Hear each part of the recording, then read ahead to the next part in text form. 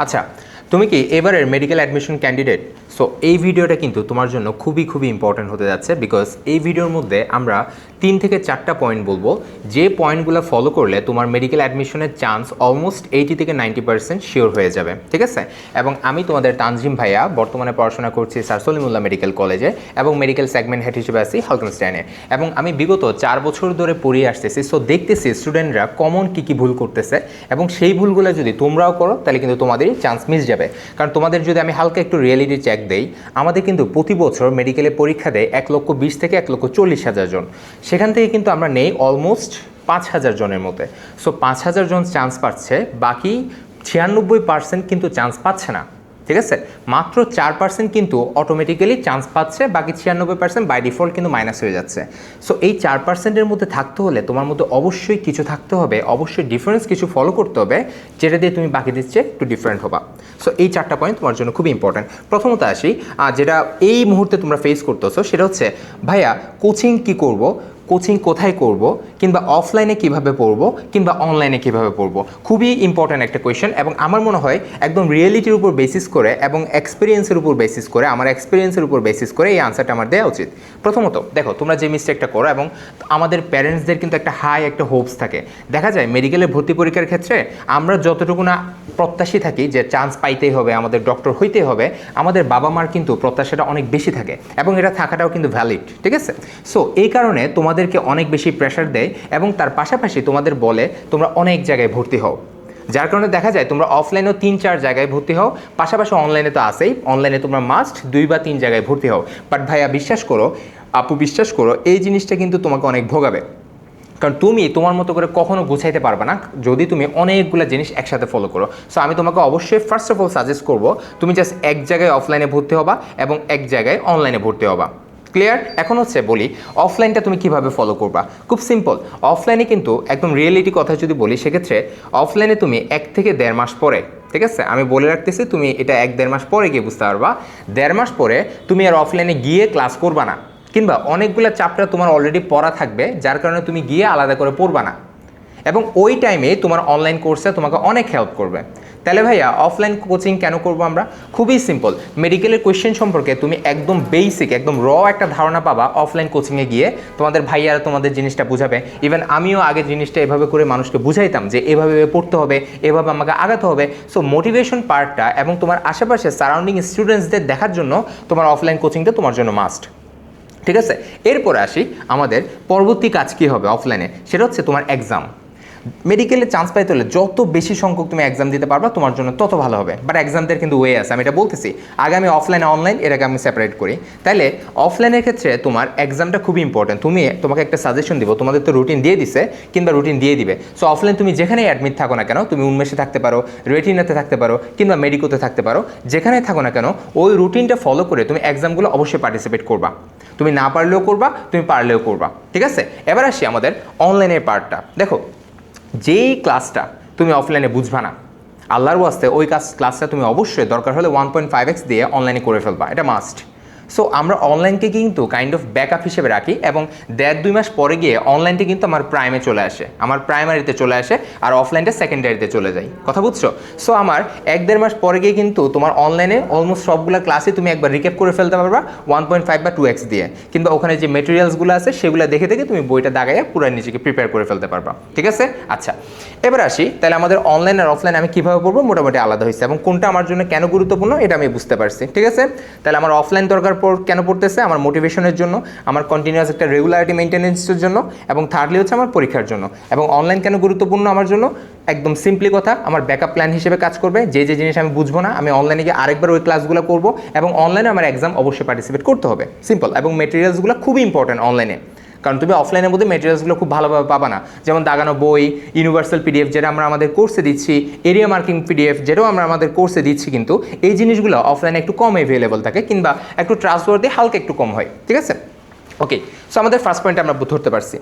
এবার আসি আমাদের সেকেন্ড যে পয়েন্টটা, সেটা হচ্ছে খুবই খুবই ভাইটাল একটা পয়েন্ট। কিভাবে মেডিকেল আমাকে পড়তে হবে, অ্যাডমিশন প্রিপারেশন নিতে হবে, যেটা আমার চান্সটাকে অনেক বেশি নিশ্চিত করবে। এবং এই জিনিসটা তোমরা অনেকেই ভুল করো, সেটা হচ্ছে সবগুলা টপিককে আমরা সেমভাবে গুরুত্ব দেই।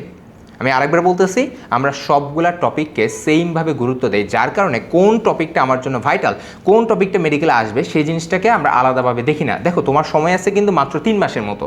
সো এই 3 মাসের মধ্যে তুমি সব কিছু সেম গুরুত্ব দিয়ে জীবনও পড়তে পারবে না। এবং তুমি যদি মনে করো তুমি সবগুলো পড়ে নিজের কনফিডেন্সটা বুস্ট আপ করবা, কিন্তু তুমি অন্যদিকে মারা খেয়ে যাবা। সো তোমাকে অবশ্যই টপিকটাকে অ্যানালাইসিস করতে হবে। কীভাবে? এরিয়া মার্কিংয়ের মাধ্যমে। যেমন আমরা আমাদের কোর্সের মধ্যে একটা আলাদা এরিয়া মার্কিং পিডিএফ দিচ্ছি। কীভাবে?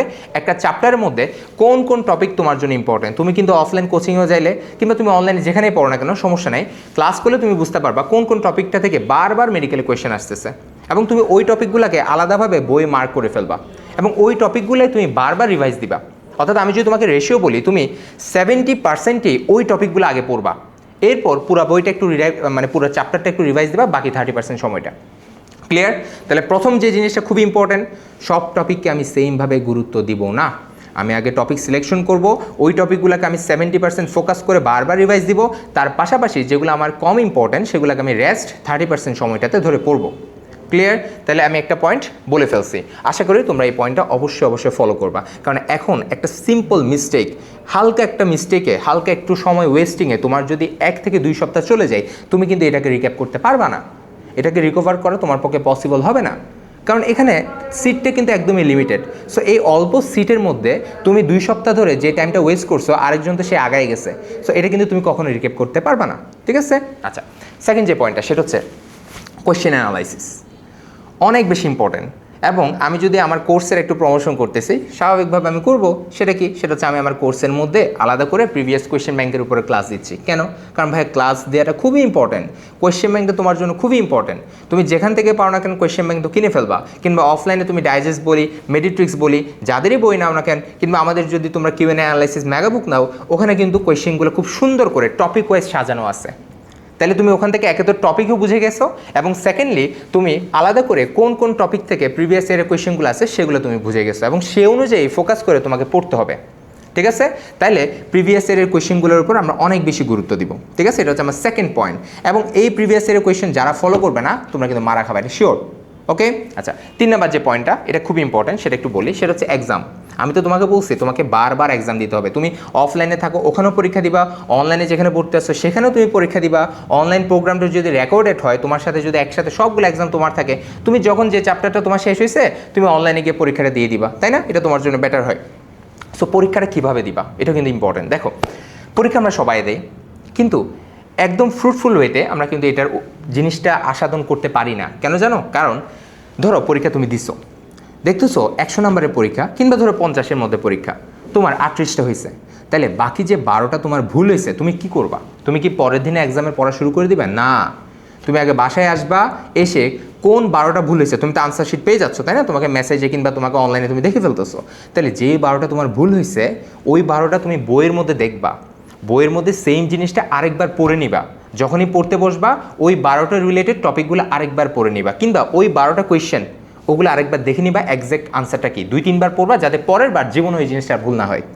তাহলে এক্সাম সবাই দেয়, বাট এক্স্যাক্টলি যদি এভাবে তুমি এক্সামগুলো দাও, লাস্টের দিকে গিয়ে দেখবা তুমি সবগুলো টপিক তুমি পারতেছো, কারণ তুমি তো যেগুলো ভুল হয়েছে সেগুলো বারবার পড়তেছো। ঠিক আছে? এভাবে করে কিন্তু তুমি তোমার ভুলের হারটাও কমাইতে পারবা।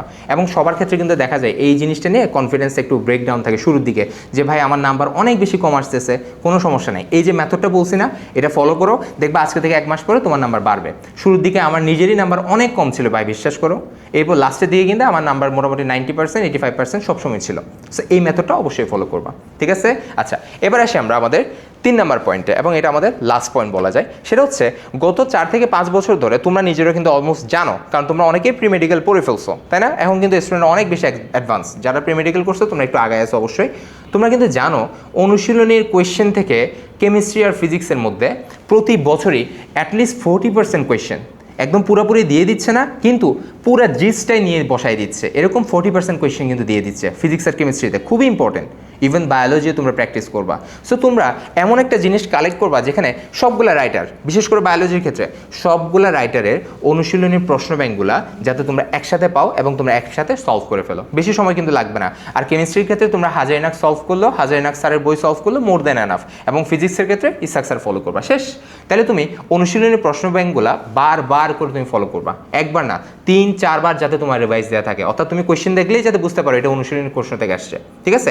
এবং বায়োলজির ক্ষেত্রে দেখা যায় আমরা এক্সট্রা রাইটার পড়তে গিয়ে না অনেক বেশি ঝামেলায় পড়ে যাই, এবং মেইন যে জিনিসটা অর্থাৎ হাসান স্যার এবং আজমল স্যারের বাইরে পড়াগুলো আমার তেমন একটা লাগে না, অর্থাৎ 90% পড়া কিন্তু আমাদের এখান থেকে আসে, কিন্তু আমরা বাদবাকি জিনিসগুলোতে ফোকাস করতে গিয়ে, অনেক বেশি ডাইজেস্ট পড়তে গিয়ে, অনেক বেশি মেডিট্রিক্স পড়তে গিয়ে আমরা মেইন জিনিসটাই পড়তে ভুলে যাই। ইভেন আমি যদি আমার নিজের পার্সোনাল এক্সপিরিয়েন্স বলি, মেডিকেলের হলে আমার পরীক্ষার দেওয়ার সময় আমার এন্ডোপ্লাজমিক রেটিকুলাম নিয়ে একটা কোয়েশ্চেন আসছিল, বুঝছো। সো খুবই কমন একটা কোয়েশ্চেন এবং খুবই কমন একটা আনসার, কিন্তু আমি এটা ভুল করছি কেন? কারণ আমার হাসান স্যারের বইয়ের মধ্যে এন্ডোপ্লাজমিক রেটিকুলামের কাজ ছিল মাত্র 6 থেকে 7টা, বিশ্বাস করো ওখান থেকেই দিছে, কিন্তু আমি পড়ছি 14টা। আমি সবগুলো রাইটার মিলে পড়ছি কয়টা? 14টা, যার কারণে আমি কনফিউশন হয়ে গেছে। সো এই কনফিউজ হওয়ার কারণে আমি যেটা অ্যাকচুয়ালি পারতাম সেটাও আমি আর পারি নাই। সো এক্সট্রা রাইটারের মধ্যে কী জিনিস পড়বা এক্স্যাক্টলি সেটা তোমাকে জানতে হবে। কীভাবে জানবে তোমার ব্যক্তিগত ব্যাপার, সেটা তুমি অনলাইন থেকে জানতে পারো কিংবা অফলাইন থেকে জানতে পারো। আর যারা আমাদের কোর্সে আসো, আমরা কিন্তু অলরেডি এই জিনিসটা তোমাদের আলাদা করে প্রোভাইড করতেছি। কি সেটা হচ্ছে ইউনিভার্সাল পিডিএফ। জিনিসটা কি ভাইয়া? খুব সিম্পল, সবগুলা রাইটারের মধ্যে সবচেয়ে ইম্পর্টেন্ট টপিক যেগুলা প্রত্যেকটা চ্যাপ্টার ওয়াইজ আমরা কিন্তু ওগুলো দিয়ে দিছি। অর্থাৎ একটা রাইটার পড়তেছো, একটা চ্যাপ্টার পড়তেছো, ওখানে প্রথমত আমার হাসান স্যারের সবগুলো আছে, এরপর আলিম স্যার, মাজাদা ম্যাম, সব কিছুর ইম্পর্টেন্ট টপিকগুলো আমরা ভাগ ভাগ করে কিন্তু পিডিএফ আকারে পাবলিশ করে দিছি। এবং আরেকটা জিনিস যেটা আমরা আমাদের কোর্সের মধ্যে কিন্তু অনুশীলনের কোয়েশ্চেন ব্যাংক অ্যাড করছি। কীভাবে? অর্থাৎ সবগুলা রাইটারের যতগুলো অনুশীলনের প্রশ্ন আছে সবগুলোকে কিন্তু একত্র করে একটা পিডিএফ বানায় দেওয়া হয়েছে, যার কারণে তোমার আর সময়টা ওয়েস্ট হবে না। তো মোটামুটি আমরা যে 4টা পয়েন্ট বলছি, তাহলে আমি শুরুতে বলছি অফলাইন অনলাইন কোচিং তুমি কীভাবে মেনটেন করবা, আশা করি বুঝছো। সেকেন্ড যে পার্টটা টপিক কীভাবে অ্যানালাইসিস করে পড়বা, আশা করি বুঝছো। 3 নম্বর পয়েন্ট কীভাবে এক্সাম দিবা, আশা করি বুঝছো। এবং 4 নম্বর পয়েন্টটা খুব ইম্পর্ট্যান্ট, অনুশীলনের প্রশ্ন ব্যাংক সলভ করা, সেটা আশা করি বুঝছো। সবাইকে অনেক অনেক শুভকামনা, আশা করি দেখা হবে মেডিকেলে, দেখা হবে। আসসালামু আলাইকুম।